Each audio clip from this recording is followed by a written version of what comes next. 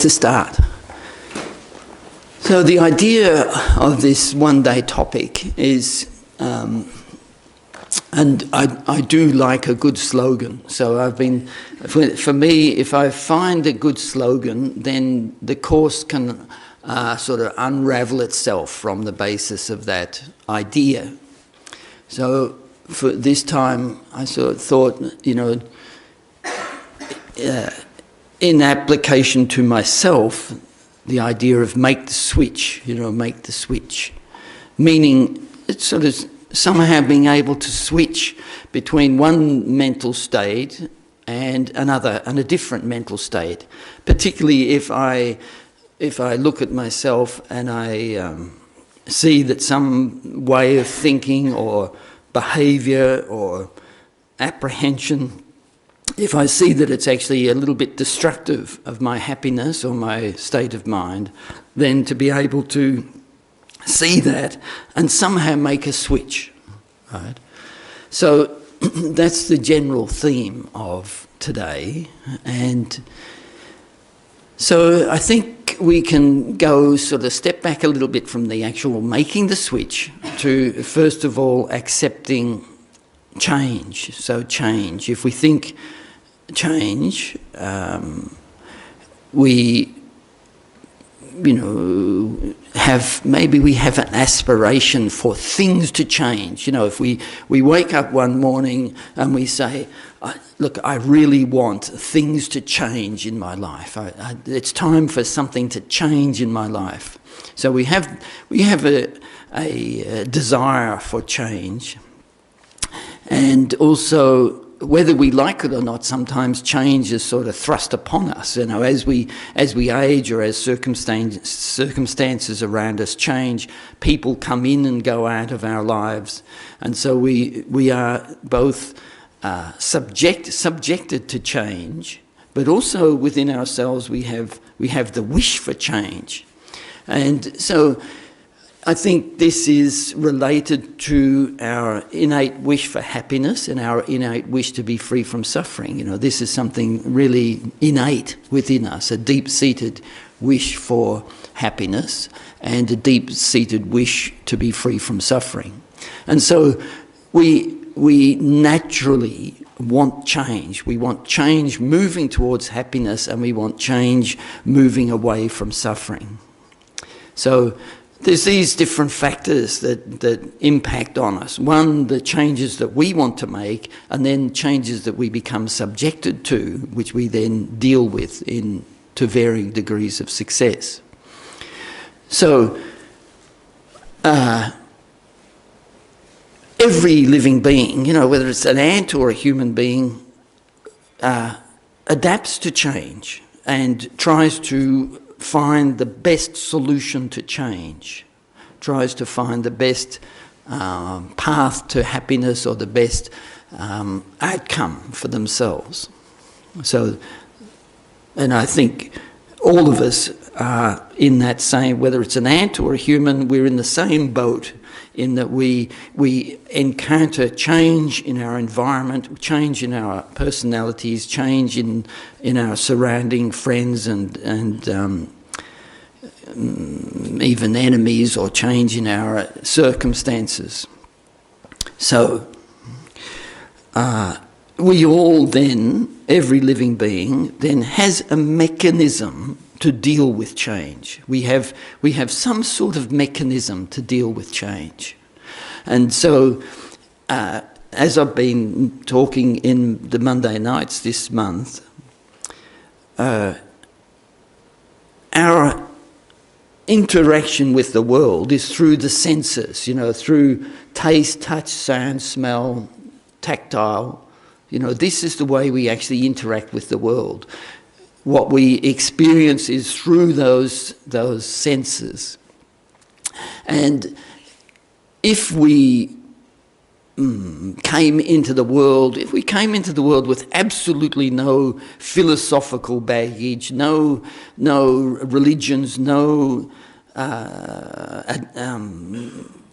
presentation of what everything means or whatever, then what we would have is this direct contact, through our eyes, our ears, our taste and our touch. We'd have this direct contact with the world. And so we can be forgiven for thinking that the exterior world, or our sensory contact, is 100% the cause of my happiness and 100% the cause of my suffering. Because that's what is immediately apparent to us, is oh, I love that taste, I want more of that taste, or that taste makes me happy. Therefore, in my mind, I'm thinking happiness comes from pleasant taste. Happiness comes from nice physical contact. Happiness comes from hearing nice sounds, seeing nice things, tasting, smelling nice things. So I think it's sort of, this is the given, this is like the given experience in our life, is this physicality of our experience. So I think it's very important to understand that there's this direct experience that we have, and so we can be forgiven for thinking that, well, a better house, a better companion, a better food, nobody dislikable, get them out of my space, good smells, good sounds, good thing. Oh, I don't like the sound of that, so you push it away.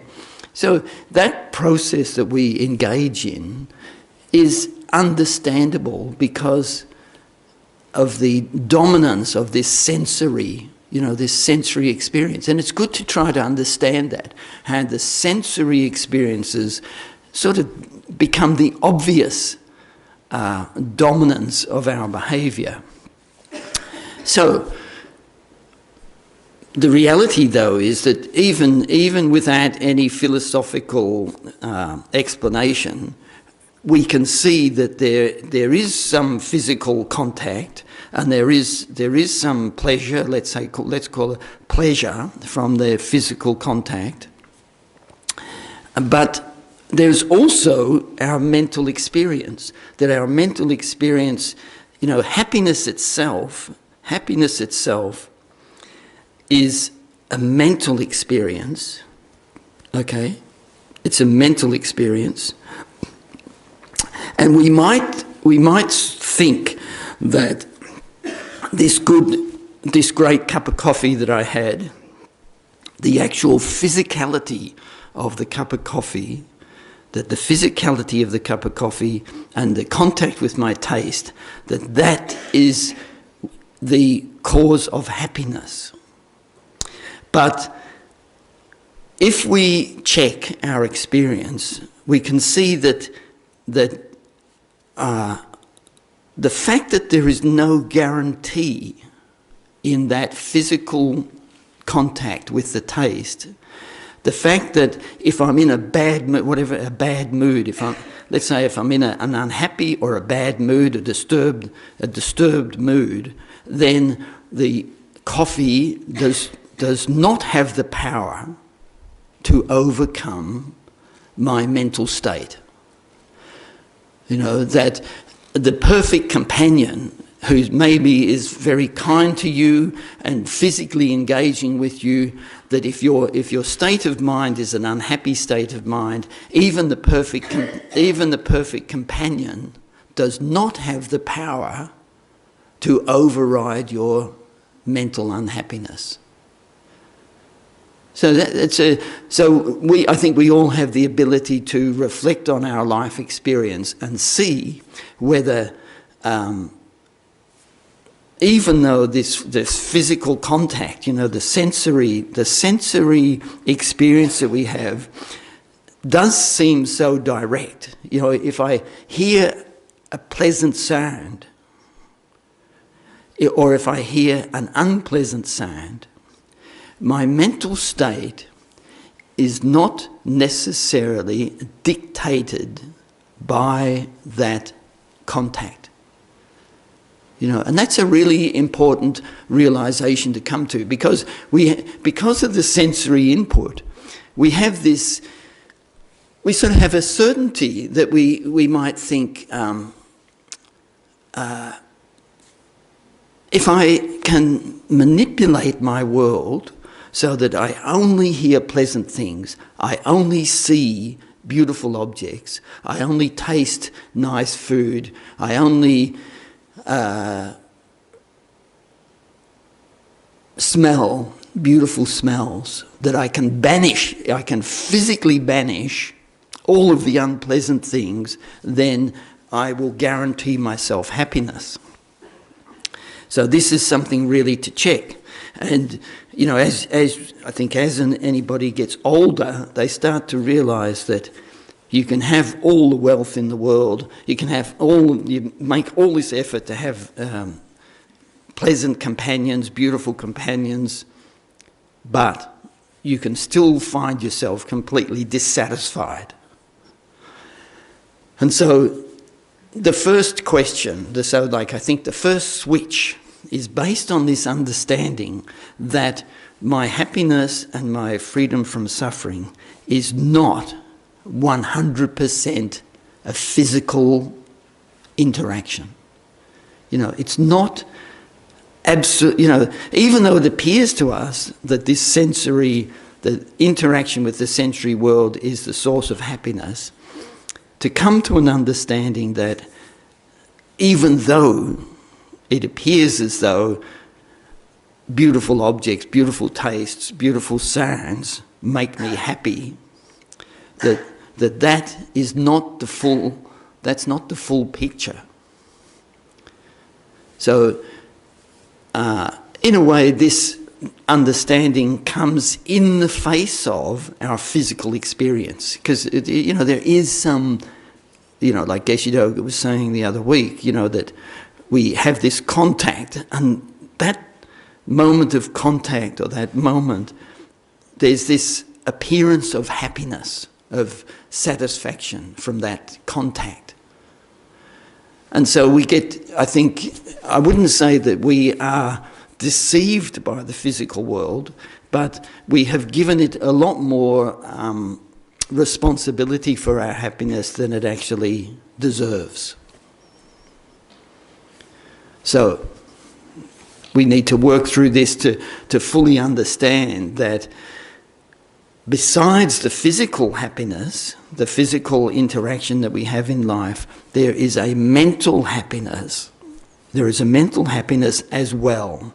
And that mental happiness itself has causes, the causes for that mental happiness. And even though we might think that the causes for that mental happiness is the acquisition of the beautiful companion, or is the acquisition of the beautiful car or house or career or fame or praise, that we think that the mental happiness is the result of that. We might think that, but our actual experience, if we check, is that the cause of mental happiness is not directly those physical experiences. So that's not to say that the physical experiences are not something that we can enjoy, but we can only enjoy them when it is in conjunction with a mental state which enables that happiness. So for this reason, the mental happiness is actually a more important factor for us than the physical happiness, because the physical happiness only results in happiness when it is in conjunction with some mental cause for happiness. So, and that's a really important understanding to have, that, okay, a beautiful house, a nice car, a beautiful companion, the love and affection that others show us, even the love and affection and care that somebody else shows me through their actions, is only a cause of happiness for me if my mental state supports it being a cause of happiness. And so somebody can be totally caring for you, and you think that they're vile and obnoxious and are just working against you. But in reality, in reality they are offering you nothing but affection and care.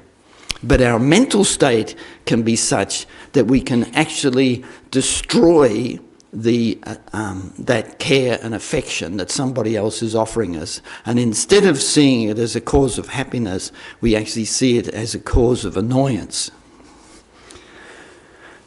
And maybe that's something that we can think about in relation to our parents, that, maybe many, many acts of care and kindness that they showed us or gave to us in our childhood and our adulthood, from their side, care and affection and kindness, but from my side, due to my mental state, I've seen it as interfering and obnoxious and vile and controlling and destructive.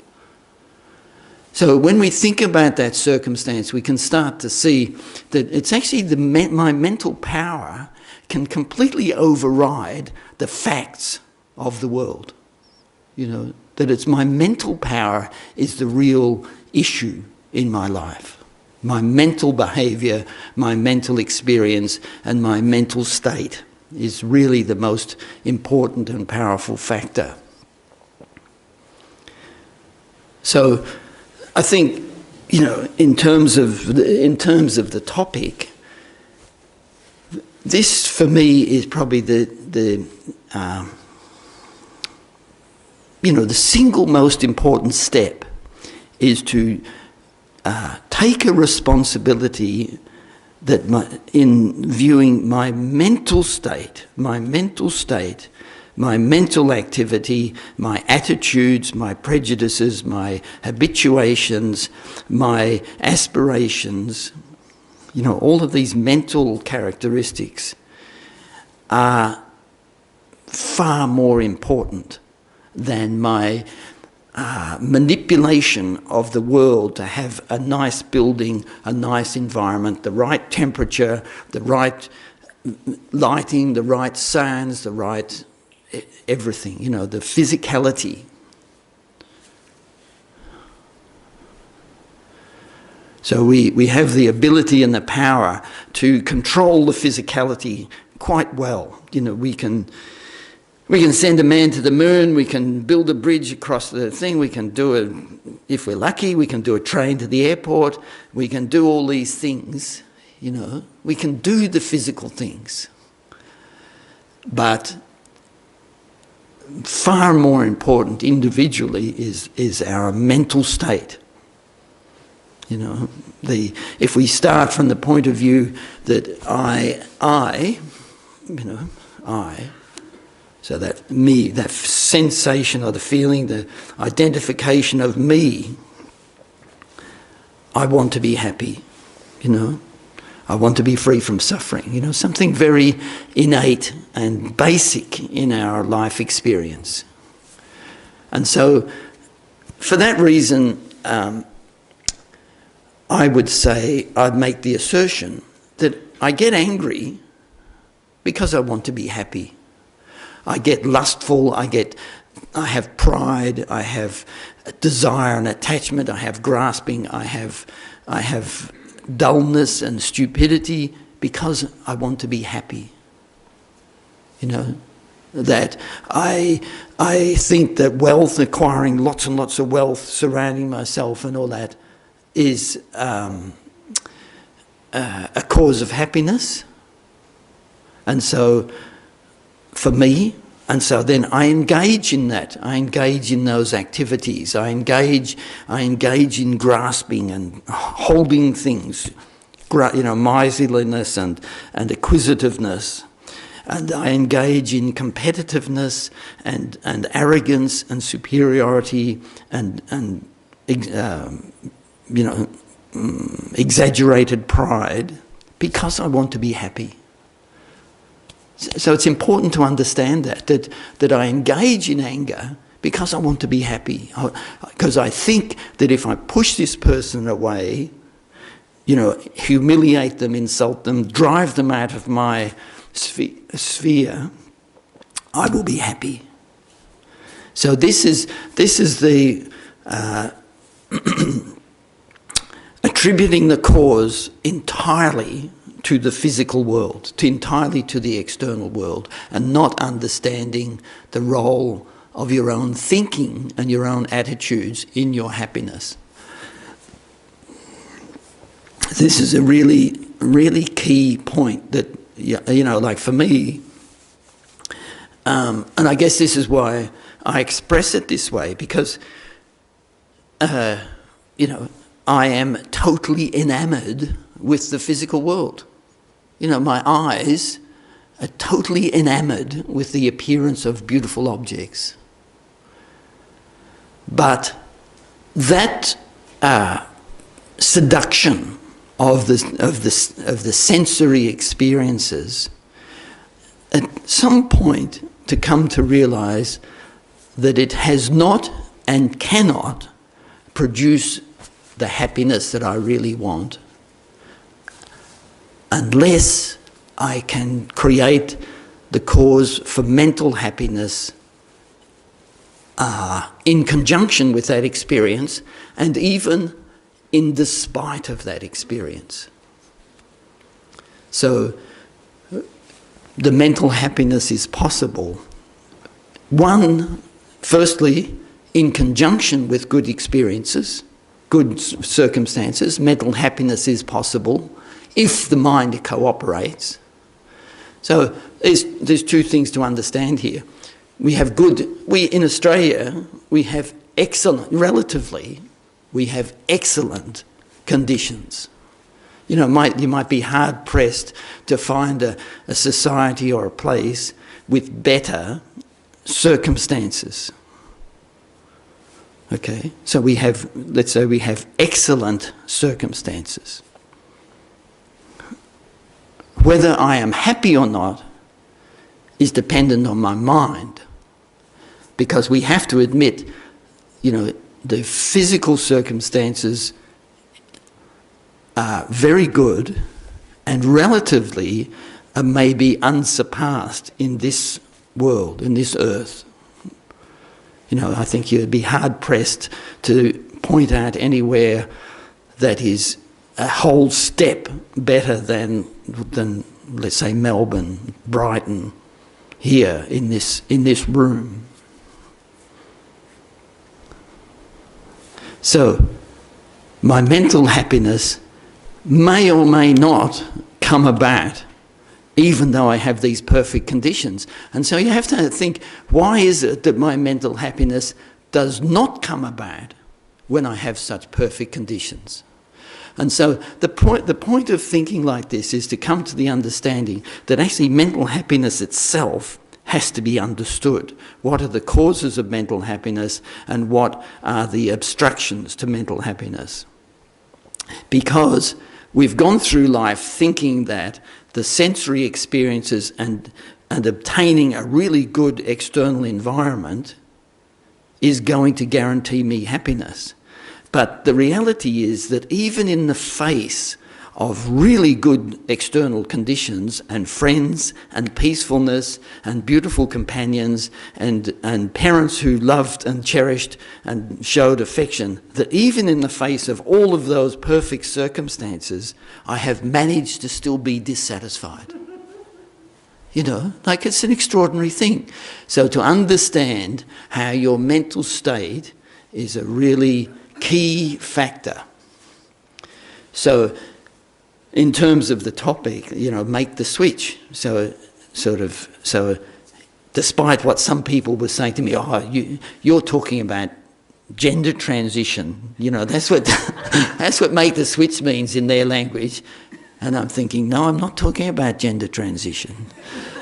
I'm talking about, so, which is again, it's an interesting comment, because even actions like gender transition are done because the person wants to be happy. And so they're seeking to change the world, change the external, the physical interaction, because the belief is that if I change the physical world, I will be happy.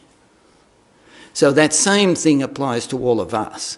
We have this natural belief, let's call it a natural experience, that the physical world is so important.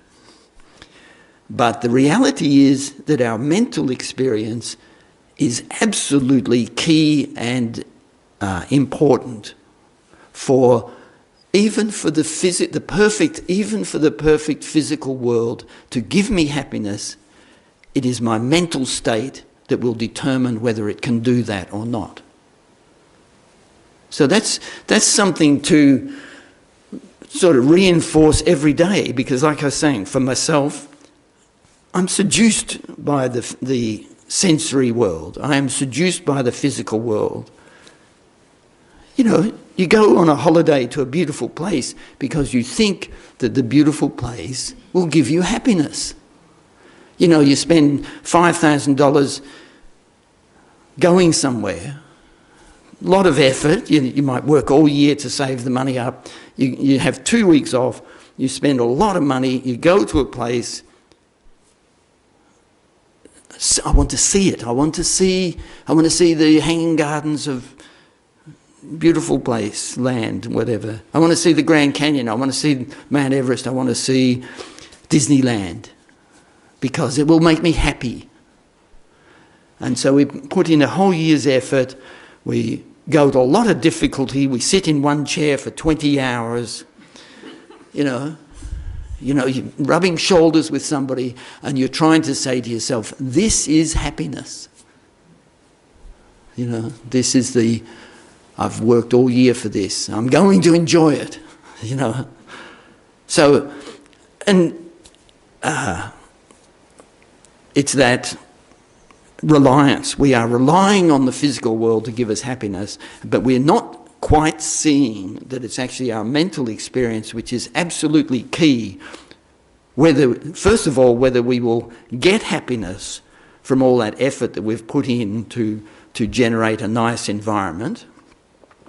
And then the second point is, when the environment is not pleasant, if somebody is abusing me, if somebody is criticising me, if there's people who deprive me of my income or burn down my house or torch the car, whatever, imprison me, even in that circumstance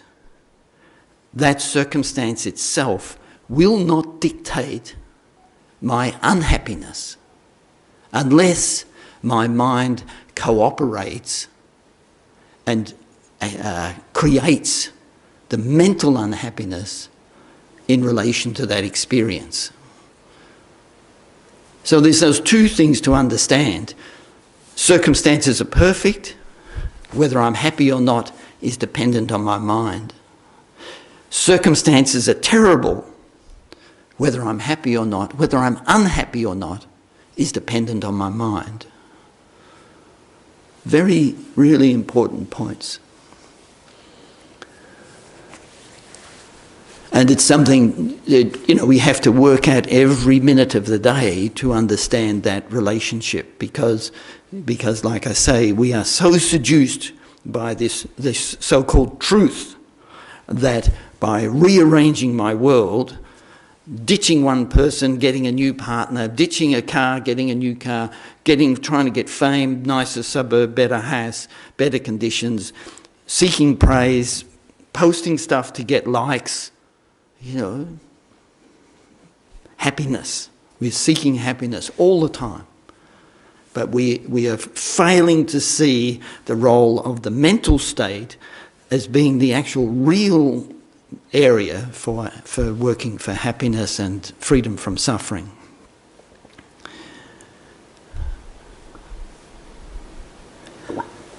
So maybe we should do a little bit of meditation.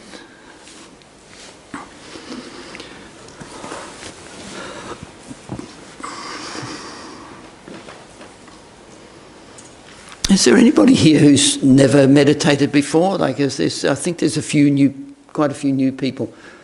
Okay, Luca, is that Luca? No, that was a good guess. Yeah. No, I've got a list of the names here, so I think. Yeah. Brooke, hi Brooke. Yeah. Okay, well, good. Well, welcome. So, meditation. When we talk about this, circumstance, the physical happiness, and then the mental happiness. So a lot of the problem there is that we are actually unaware. We're unaware of our mental state. We're unaware of what's actually happening with my attitudes and even with this seduction of the sensory experiences. We're sort of unaware of that. We take it as just a simple given truth that this beautiful meal, the pleasant taste, is going to make me happy. You know, we take it as like an absolute truth that that's the circumstance. And then when these things don't actually eventuate, we blame the external. We think, well, that meal wasn't so good because I can't even remember what it was I was eating, so it mustn't have been any good. And so again, we blame the physical. We blame if somebody is annoying me, then we blame that person, and then we maybe get a new partner, we get a new job, we change our circumstances, we move house, we go to a different shop where that person isn't there, we make all these physical changes, and then our experience is that we sometimes encounter the same problems again, but with different characters. Instead of being annoyed with the girlfriend of 1995, we're now annoyed with the girlfriend of 1996. It's just a shifting ground, but the problems are the same. And so we think, oh, well, that's 2 bad ones in a row, I'll have another go, and you move on to something else. And our whole life is like that. So we're seduced by the sensory world, and secondly, we blame the sensory world for our unhappiness. We blame the physical, we're seduced by the physical, and then we blame the physical.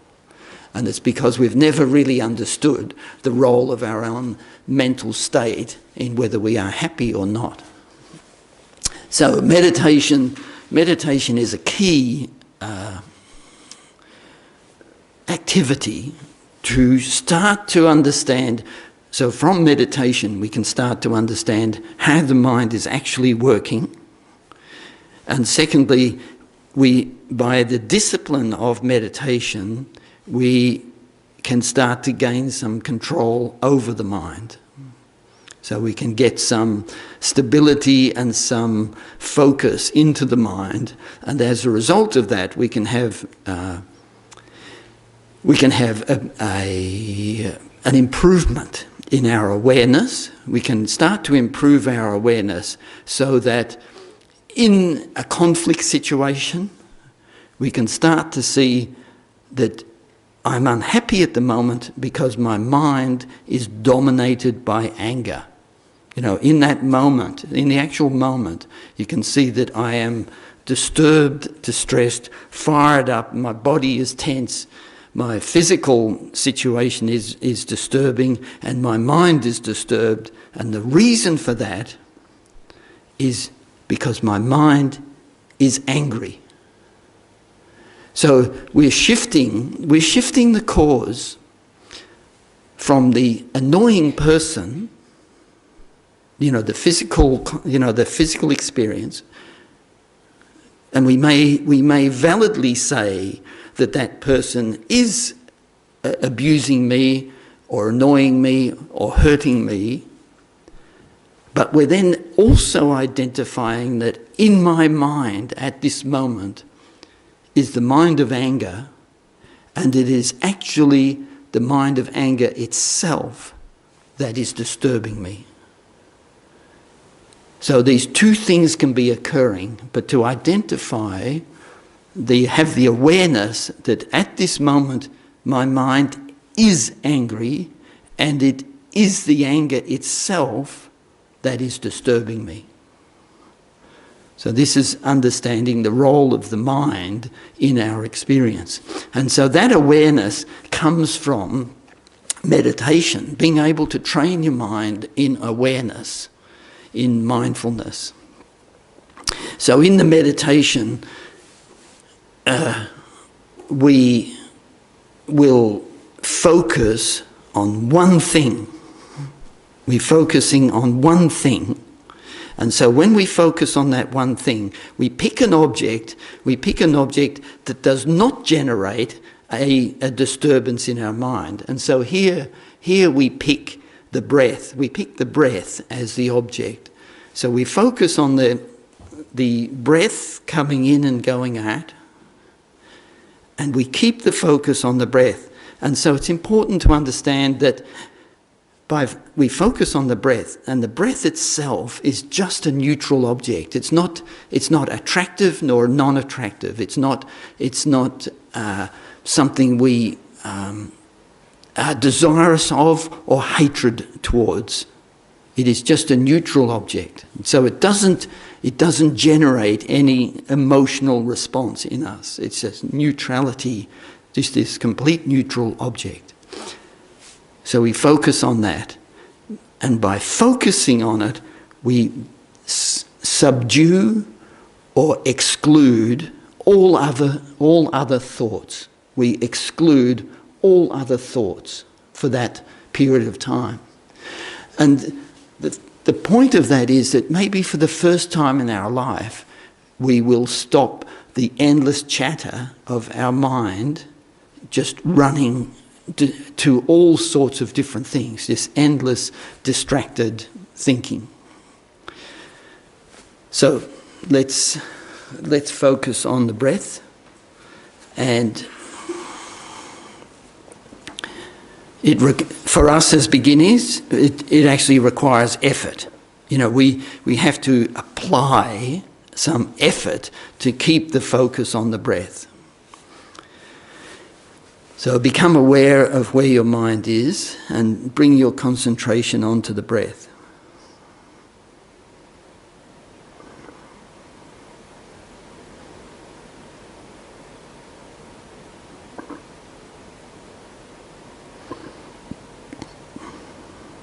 Let all of the thoughts go from your mind until there's like a state of no thought in your mind. And then turn your attention 100% onto the breath, or the awareness of the breath as it comes in and out.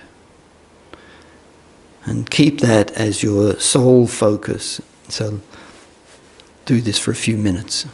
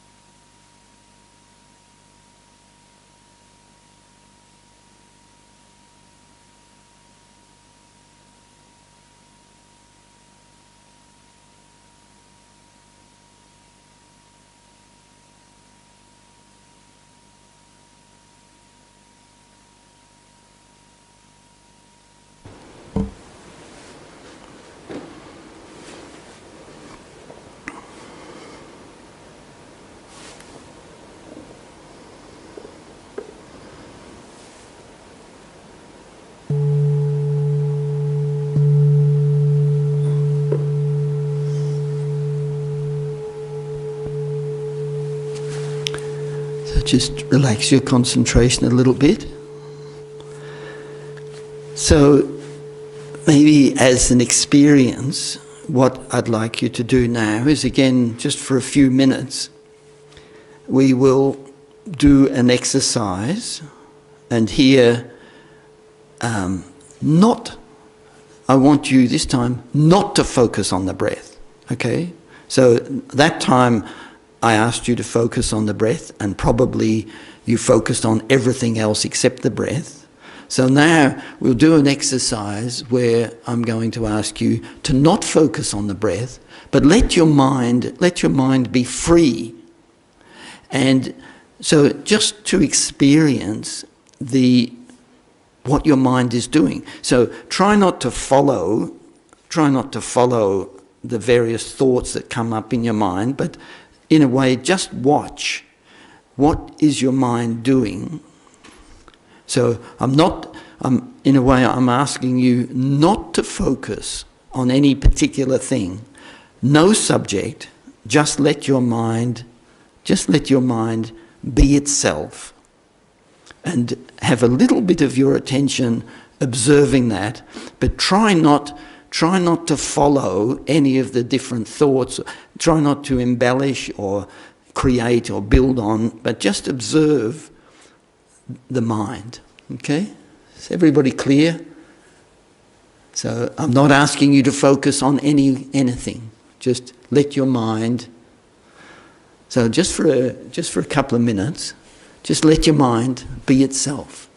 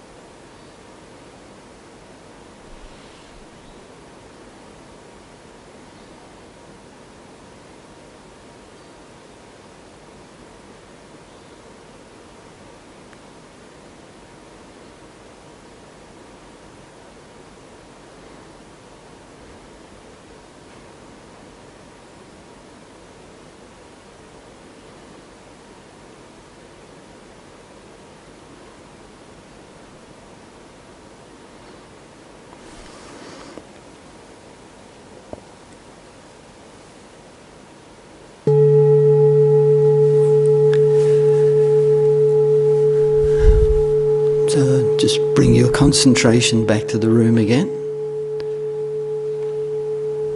So you can reflect on that experience of letting your mind be itself. And that will again turn the attention to the breath. And so now we will focus on the breath and have a strong determination to keep the focus on the breath. So let's just repeat that, the very first meditation, just focusing on the being aware of the breath coming in and going out, and focus on that for just for a few minutes.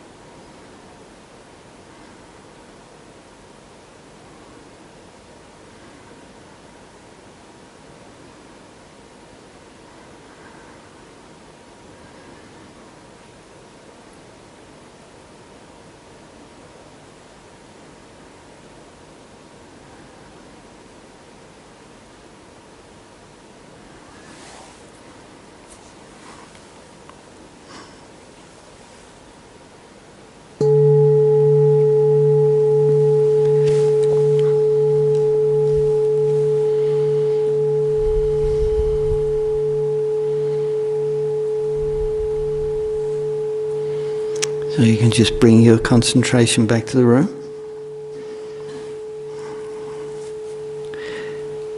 So would anybody like to share what they experienced when we let the mind go free? Because I'm so used to meditating that way that I heard bird, I was listening to the bird, but then my mind went back to the breath. And I was trying not to let my mind go on the breath, but just with the breath. So let your mind go free. So how did... I'm just so amazed because also, I know past, future, oh, a little bit pre, past, future, dinner, past, future, coffee, I like to label them when they come up, sort of memory, projection, I find that really helpful. And it's just incredible how... Well, what I was trying to encourage you here to do was to, like we do 23 hours, 59 minutes of the day, let the mind go free. Not the 1 minute where you're trying to meditate, but what we do in every moment of the day. We don't even... So it's interesting that... And I had that same experience as well. I was sort of forcing myself not to focus on the breath, because we're in this environment. We've just done a breathing meditation, and then you said, well, let the mind go free. It's interesting that it's a bit of a challenge, because... but anyway, what did other people experience here? I find that through those 3 steps, going back to the breath for the last meditation, the focus was clear on the breath. But when I got to the let's go free, first of all I thought, okay, I'm not going to think about anything. Sorry? My first thought was, I'm just going to let it go free, I'm not going to think of anything. So then I confused the mind, what am I going to think about? So therefore I went blank.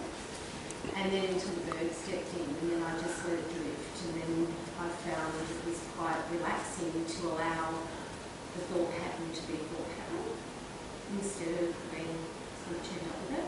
But it was at the start of that meditation where I found I confused the mind what it was going to do, so I found some space.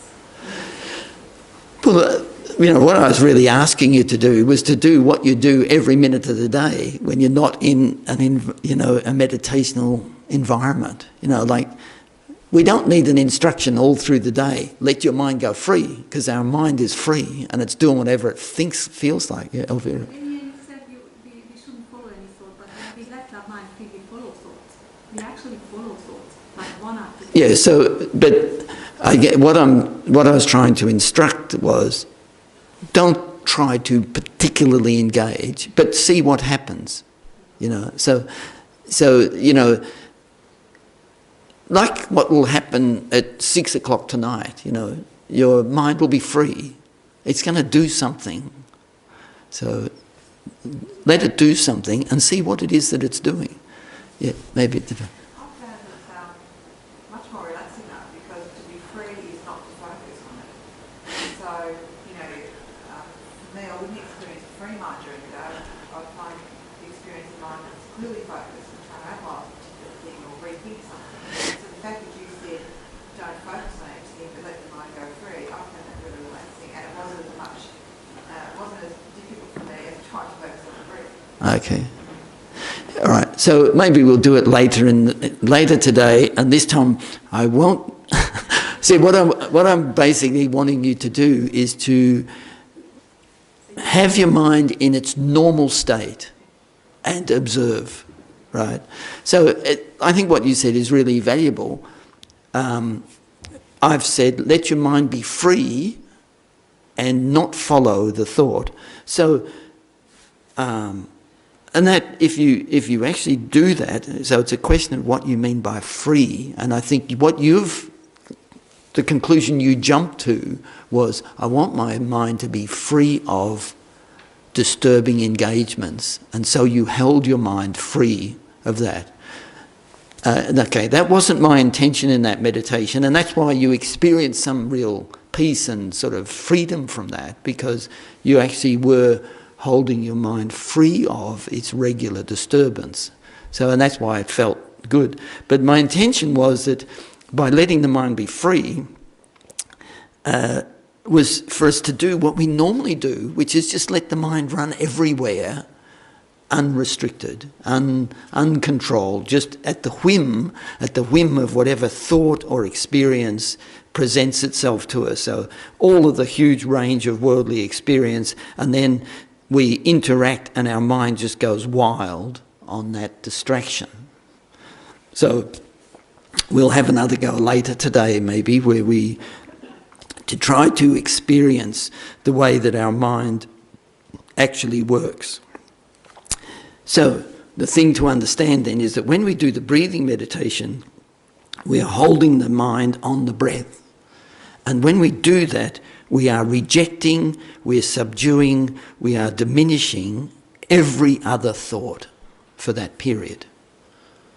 You know, we're separating our mind from every other distraction or thought, memory, projection, plan, fantasy, daydream, sleepiness. We're separating our mind from all of that and we're just focusing on the breath. So we'll have another go at that later on. And any other points?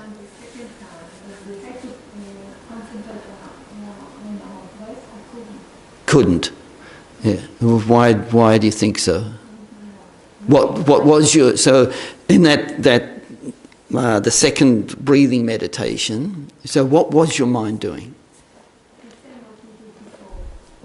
Running free. Sorry? Tried hard to concentrate on my breath. Yeah, couldn't. Yeah, so the observation is very hard to concentrate on breath, and that's why it's actually a training. We have to train ourselves in that capability. So, look, we'll have a tea break now, maybe till 11:30. So if you come back promptly at 11:30 and we'll continue on.